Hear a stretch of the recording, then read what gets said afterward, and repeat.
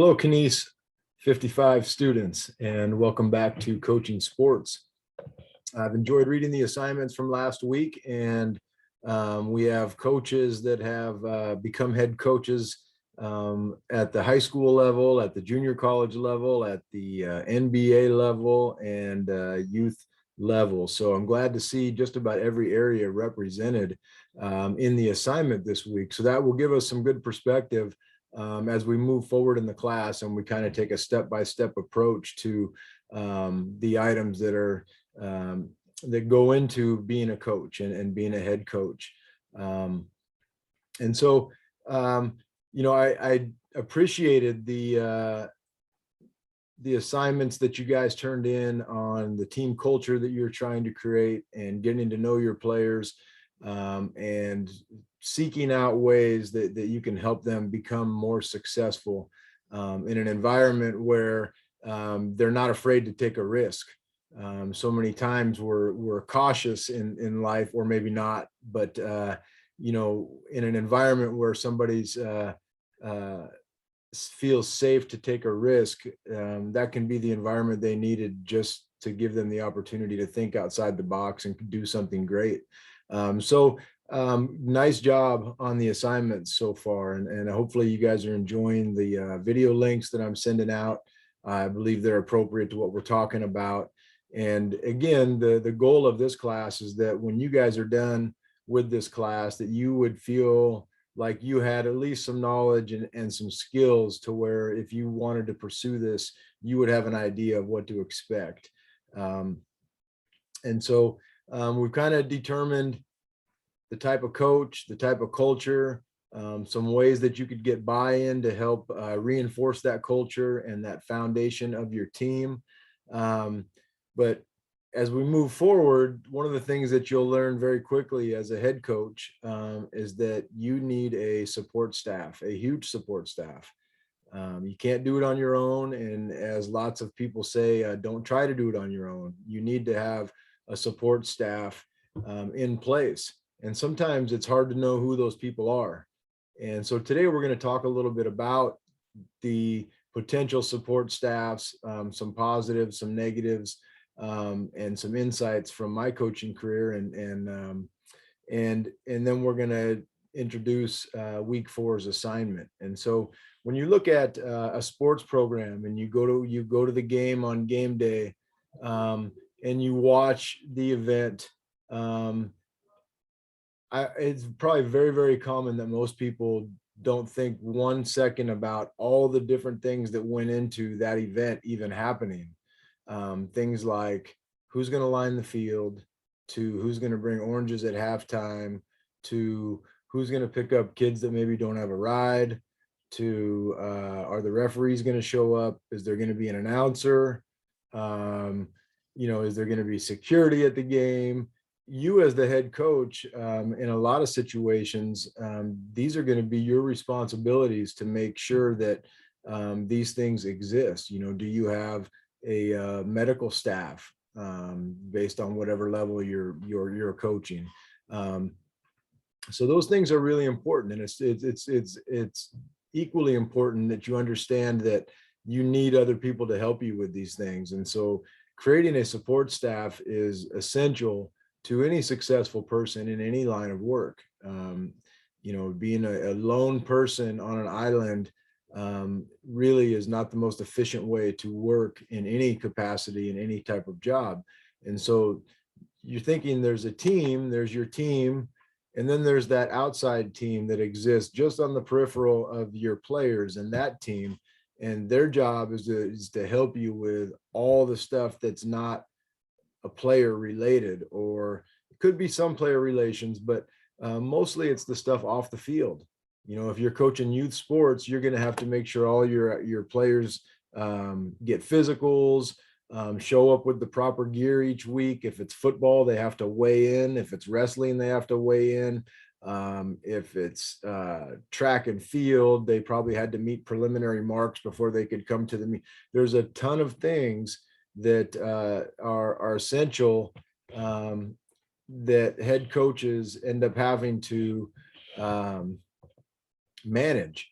And without a support staff, it makes it really, really difficult to get these things done, and they can be super overwhelming. And the last thing you want to do is show up on game day and give the appearance to your players that you're unprepared, or that you have not put in the time to take care of all the things that need to be taken care of. And it's really, really a load off your shoulders when you have a good support staff, people that can successfully complete the things that you need them to do, that can free up your time so that you can be a better head coach. And you can really pay attention to the things that are very specific to the head coach. And if there are things that you can pass off to other people that are non-impactful type things, I would encourage you strongly to do that. You're going to have things that come up every day, especially on game day. And if you're worrying about all those other things and you're trying to juggle all those balls, my experience has been, and the experience I've seen from other coaches, is it's impossible to keep all those balls up in the air and maintain any kind of sanity for any long period of time. Okay. And so when we talk about support staff, there's different support groups at different levels of sports. If you think about, for example, a youth sports team, well, the first line of support for any team are the assistant coaches. Okay. And if you're coaching a youth sport team, you hopefully have at least one person that can be an assistant coach for you. But hopefully you have more than one. That's a challenge though. Other resources for youth sports, you've got team moms, you've got, you've got the pizza place down the block that might sponsor a pizza party. You've got somebody that might sponsor your uniforms if they put their logo on your uniform. You've got parents that may be driving kids to the games. There's lots of different resources out there, but you have to tap into them. And you also have to you want to be careful with your support crew also, because as much as they can help you, sometimes they can create some headaches for you as well, especially if their kids are participants on your team. And so trying to figure out intentions from people that want to volunteer or that want to be a part of your support staff as best as you can. I would really try to get to know them, see if you can figure out if their intentions are genuine, because ultimately they're going to be an extension of you. And when people see that person, if they're out in the public asking for donations or organizing a meal or being responsible driving kids to the games, you want those people to be representing you the way that you want to be represented. Ultimately, all this falls on us as the head coaches. And so when you think of all those things and you think of the people that are able to do those for you, you really, really want to check the people out the best you can. And sometimes you don't have the opportunity to do that. You might just have nobody and you're just looking for anybody to step up. And sometimes that's not always the best situation, but sometimes that is the reality. But your support staff is absolutely key. And, when you start with some of the obvious ones for any team, we talked a little bit about youth sports and what the outside off the field support that may be needed. But on the field, you're going to need that support staff of assistant coaches, or at least one assistant coach. And my advice to you would be think long and hard about the type of person that you want to be your assistant coach or assistant coaches, because the players, they're going to be interacting with your players, and once again, you want them to be representing you in the way that you want to be represented, and also reinforcing that team culture that you want to instill, that you've outlined in your previous homework assignments. A real challenge in something that you try to avoid at all costs is having somebody that's coaching for you that might be undermining the culture that you're trying to create, or undermining the type of environment that you're trying to create. And that's a really, really destructive situation, and one that needs to be dealt with right away. And in a lot of cases, it may mean that you and that particular assistant coach need to part ways. And those are really tough situations sometimes, because sometimes the person that is um, that you've hired is a good friend, or somebody that you think is a good person, and you still do think they're a good person, but maybe you just have way different philosophies on coaching or interpersonal relations or strategies. And it can be very, very distracting for players when something like that happens, and it makes it really almost impossible for a team to function at any kind of level of success when there are coaches that are preaching um, different culture than what the head coach is preaching. More than any other part of your support staff, your assistant coaches have to be an extension of you, and they don't have to agree with you. They don't have to be yes people, okay, but they need to be people that, when they're out there meeting people and they're telling people, oh yeah, I'm the assistant coach for this school, um, anything that you do is a reflection of that head coach, and anything you say to those players, any motivational tactics, anything, strategies, they're all an extension of the head coach. And if they differ at all from the philosophy that the head coach has, or the culture that he's trying to create, then that creates conflict in the buy-in. The buy-in of your team, that fabric of that buy-in needs to be tight, and it needs to be strong. And things like undermining maybe it's a coach that says, man, I wish the head coach or I wish coach such and such would run the ball more. We're trying to, score points, and running the ball is boring, and such and such over here should be playing. And the head coach, maybe you're the head coach and you're saying the exact opposite of those things. You could see how that would be potentially confusing to players, and would lead to a player being having conflicting interests on the field. That position coach may be the person that is dictating the amount of playing time that player's getting, but the head coach is evaluating the overall scenario. And if they don't match up, that usually ends the problems. And so when you're hiring assistant coaches, hiring your friends is always fun, and can be awesome. But it also can be really challenging if you have conflicts in what you believe in your core and what you think your team culture should be. So really, really be careful with the assistant coaches. Um, and so now as we work out from, we start with the team and the team culture we want to create, and then the team culture we want to create with our volunteers or our support staff. And we've talked about, just some the assistant coaches, and you kind of go to the next level, and it's those people that maybe donate a meal, or it's those people that can do even those little extra things above and beyond. And those people are very, very helpful also. Many times sport coaches' job is to figure out a way to raise money to buy uniforms and buy meals and travel and all those types of things.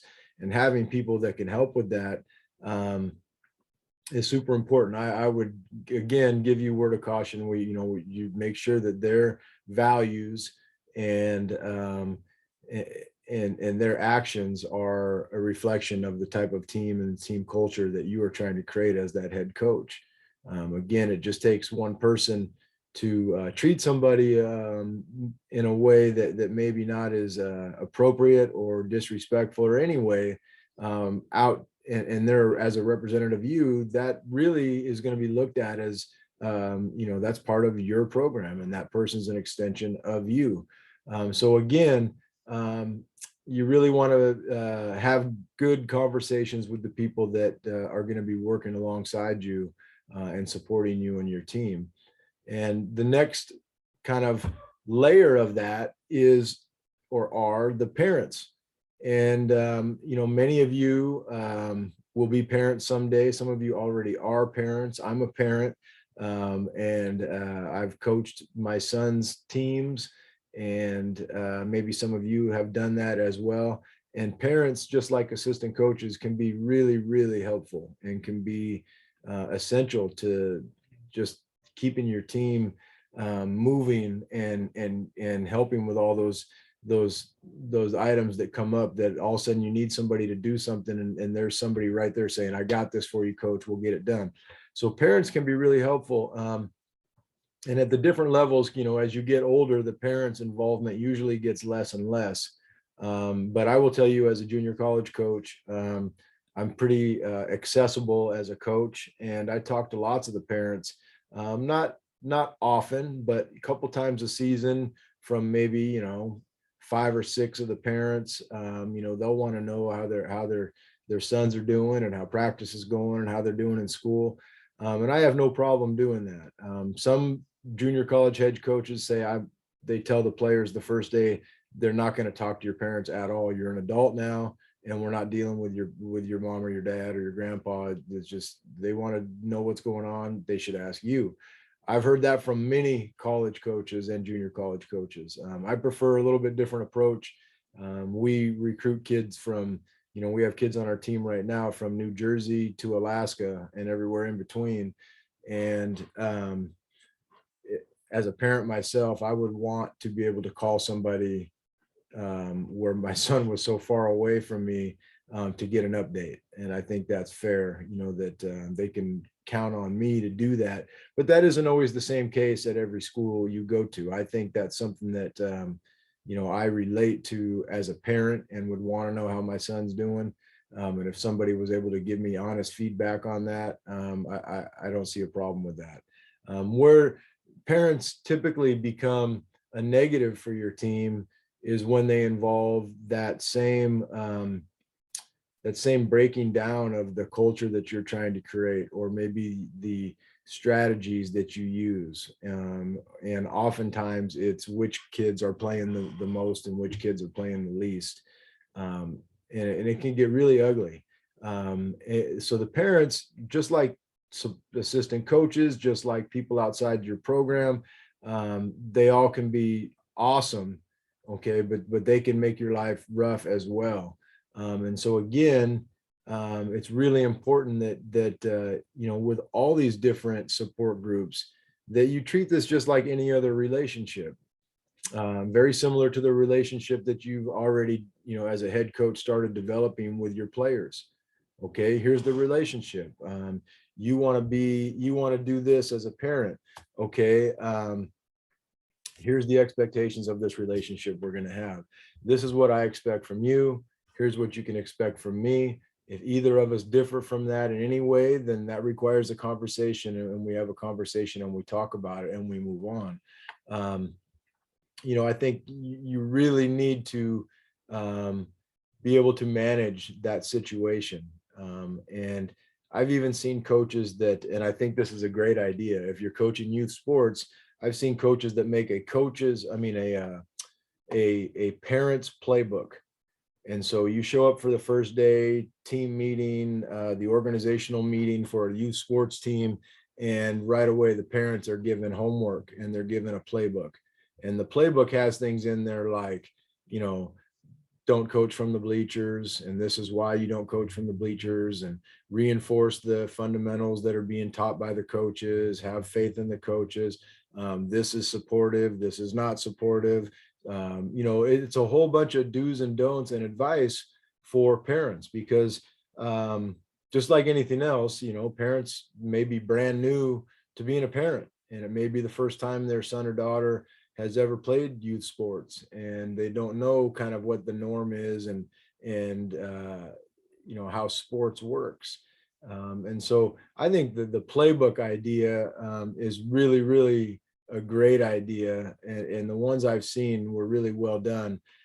If you don't do that in youth sports, I think you need to at least acknowledge the fact that and bring all the parents together before the season starts, and really talk about the culture that you're trying to instill in their sons and daughters, and talk about the culture that you're trying to instill at practice, and what the expectation is at practice, and what the expectation is in games. And if there's playing time, if that's a competitive thing at the level you're coaching, then you definitely want to give some criteria of how playing time is determined.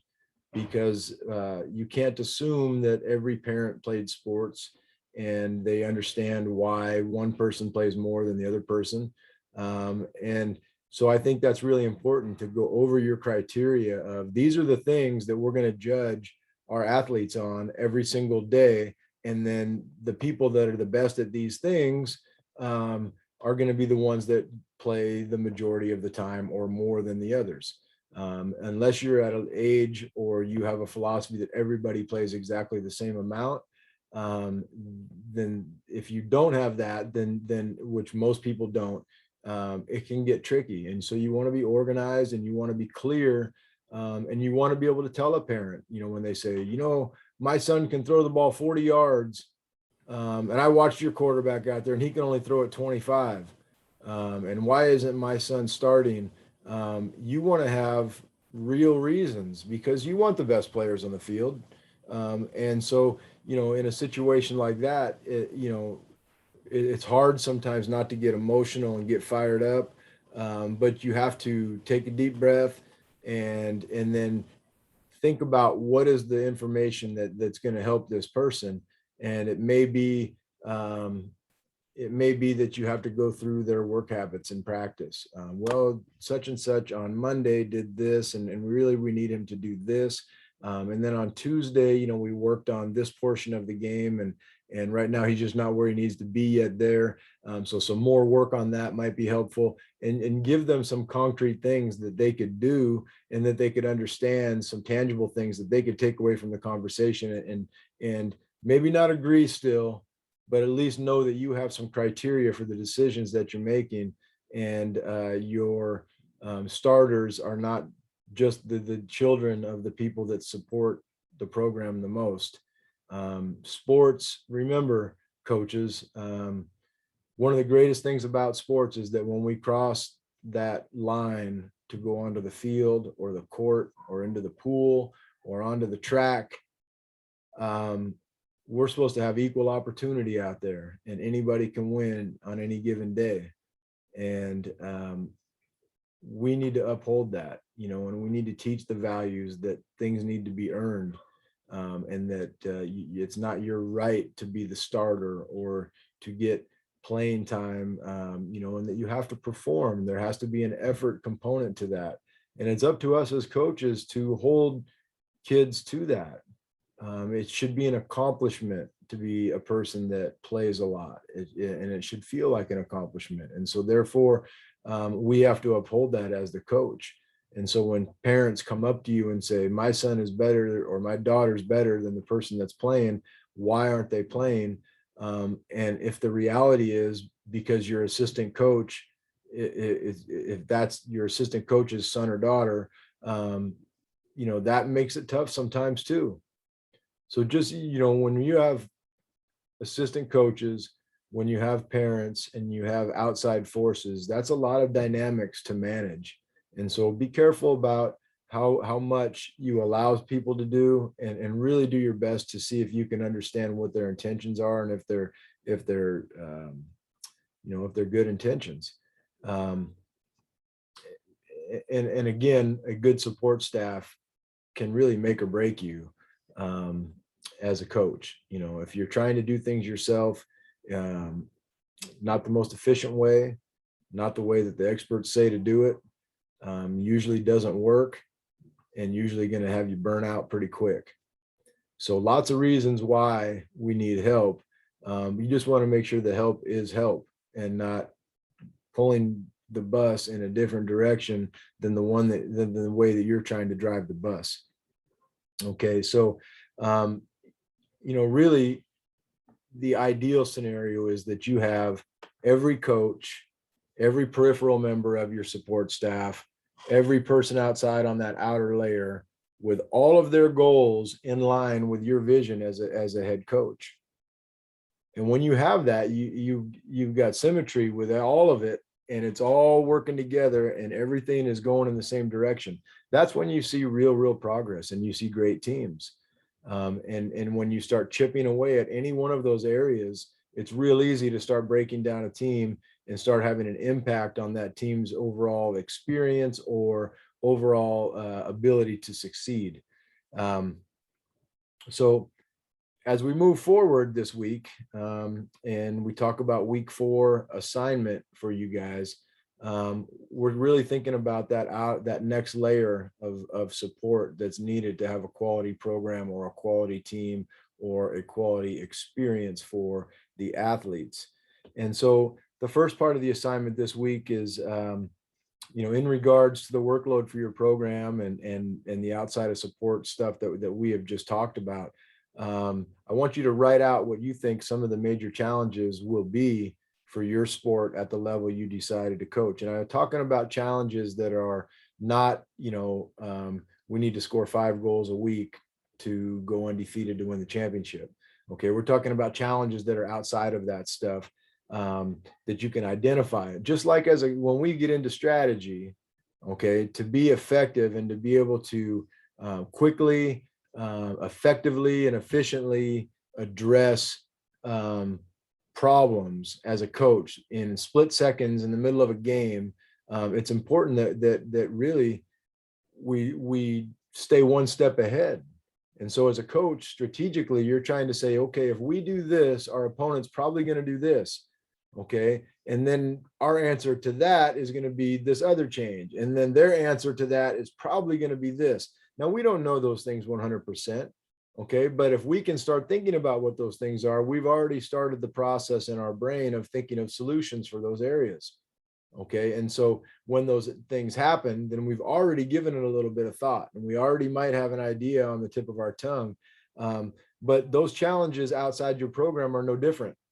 So if you look at a job, a coaching job, and you start to identify potential challenges that you have, and then all of a sudden those challenges really happen, you're going to be better prepared for those challenges because of the fact that you thought about it, and that you probably thought of some potential solutions. And then you even had time, without knowing it, to kind of think about that. And you might think about it again and say, well, that was not really the best idea, but that makes me think of this idea. So I want you guys to think of the potential challenges that you're going to have other than winning or losing, and write those down for me. And then I want you to think about the types of resources that are needed to help you with those types of challenges. And I want you to map out a plan. And so I want you to identify existing available resources at your level. And some of those resources might be things like, well, the league office supplies uniforms for everybody, or the league supplies the referees, and the league will make sure all the fields are lined and things like that. Okay, but we're looking for challenges that you might be able to find, and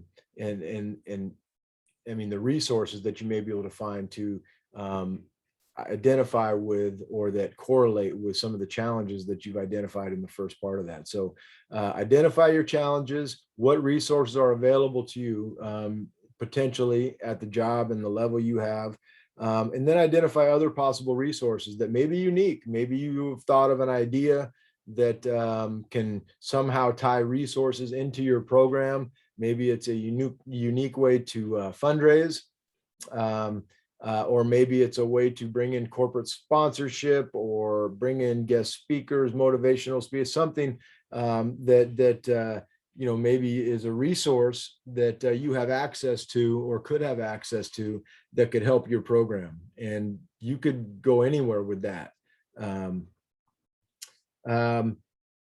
What characteristics are most important to you for the people that are supporting you? Okay, so you're going to get this in an email, these questions, but I want you to think about your assistant coaches. I want you to think about the people that are supporting you. I want you to think about the parents that are involved in your program through all the different items that we've already identified in this lecture. And I want you to think of like the characteristics about people that, if you were going to say, man, my assistant coaches are just the greatest, they are this, or my parents are just the greatest, they do this, or my community is the greatest, and start thinking that way. And what is the most important things that the characteristics, or even the personality traits that you think are essential to be the biggest help to your team? And this is can be a real simple question, but sometimes it could be a really deep question. And one way to look at this would be just kind of the nuts and bolts, okay, of just like the obvious things. Well, this person could help with uniforms, this person could get meals, this person could do this, and check off the list. But there are other things to consider when you think about what is most important to you. If you're looking for an assistant coach, are you looking for a yes person, somebody that's never going to question any strategy that you run or any of the coaching calls that you make? And that's okay if you are, but think about that, because that would be an important characteristic. Then if you're not looking for a yes person, you're looking for someone the opposite of that, that would challenge you and speak their mind and say what they feel. Then that would be an important characteristic to you. And so that's important. You know, you want to know maybe the style of coach that you are. For example, um, with the current staff that I have right now, I have some coaches that really get after it in terms of how hard they coach in practice, um, which sometimes allows me then to not have to coach as hard all the time. And because if you have every coach, and this is just something to consider, if every coach on your staff, and we have 16 coaches, coaches exactly the same way, you're really only, um, I think you're limiting the amount of connections you can have with players. I think a diverse staff, the more diverse, the better. And one of the reasons why I love hiring ex-players on my coaching staff is because we have a very diverse team. Um, and so naturally, when those players go off to college and finish their degrees and come back, I love having them be coaches for us. Number one, they're family, and we've developed strong ties and relationships through the different games, and then them going to college and them coming back, and um, and so it's just an absolute pleasure and an honor to be able to bring them back. But the thing that I can always ensure is that they're all going to coach a little bit different. They all had a different college experience somewhere else after Santa Rosa Junior College, and they come back and they bring their own little flavor to their coach, to their coaching job. And what that allows us to do, I think, is we have a chance to connect with more of our players. You know, we have some coaches that are kind of quiet, and we have some coaches that are really loud. We have coaches that are in between, and we have coaches that get excited and some that don't. And everywhere in between, we have young ones, we have old ones, we have ones that played in the NFL, we have ones that only played in high school, and then everywhere in between. Most of our coaches, after playing at the junior college, went on to universities and got degrees, and now they're back. One of the things that I really get out of having my ex-players be coaches is when you talk about buy-in, and you talk about people that support the type of culture that you are trying to create or that you have created. When I bring assistant coaches in that are ex-players, there's a whole bunch of conversations that we don't ever have to have. They know what my expectations are. And they had an experience here that made them want to come back and coach here. So that would lead me to believe they had a positive experience here. And so they're going to reinforce that culture. They're going to reinforce that buy-in that you hope to achieve as the head coach. And that is crucial. So we have, like I said, 16 coaches, and 14 or 13 or 14 of them played for me at Santa Rosa Junior College. There's guys that were my college teammates. There's guys that I've known for over 35 years that I get to coach with. And like I said, there's just some things that's just the way they are, and that's who we are, and we know each other, and we know what those things are. And so there's conversations that don't need to happen, and there's just a